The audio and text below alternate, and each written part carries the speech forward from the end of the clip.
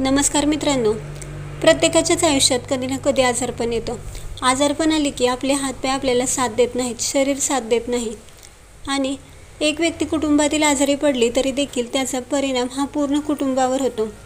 त्यामुळे गोळ्या औषधांचा देखील कधी कधी फरक पडत नाही. आपण खूप प्रयत्न करतो, देवधर्म करतो, गोळ्या औषधं खातो, परंतु कधी कधी फरक पडत नाही. अशा वेळी आपल्या पूर्वजांनी सांगितलेले काही प्रभावी आणि खात्रीशीर उपाय श्रद्धेने केल्यास त्याचा फरक नक्कीच पडतो. त्यामुळे वारंवार सतत आजारी पडत असाल तर हा उपाय तुम्ही नक्कीच करा. हा उपाय कसा करणार आहोत याची संपूर्ण माहिती आज आपण या व्हिडिओत बघणार आहोत. त्यामुळे हा व्हिडिओ तुम्ही शेवटपर्यंत नक्की बघा. घरात सतत आजारपण येत असेल तर आंघोळ करून देवासमोर बसून एका तांब्यामध्ये पाणी घ्या आणि त्यामध्ये तुळशीची 5-7 पाने टाका आणि ओम नमो भगवते वासुदेवाय या मंत्राचा 11 वेळा जप करा.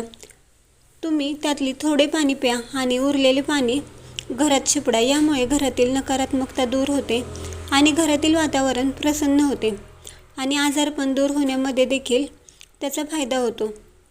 दर गुरुवारी पिवळ्या रंगाची फुले श्री दत्तगुरूंच्या चरणाशी अर्पण करा किंवा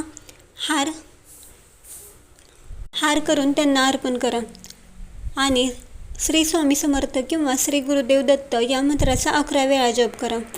तिसरा उपाय आहे, रात्री झोपताना पायापासून ते डोक्यापर्यंत अशी आपण जशी दृष्ट काढतो तशीच आपल्या पायापासून डोक्यापर्यंत लिंबू उतरून रस्त्यावर किंवा कचऱ्यात फेकून द्या.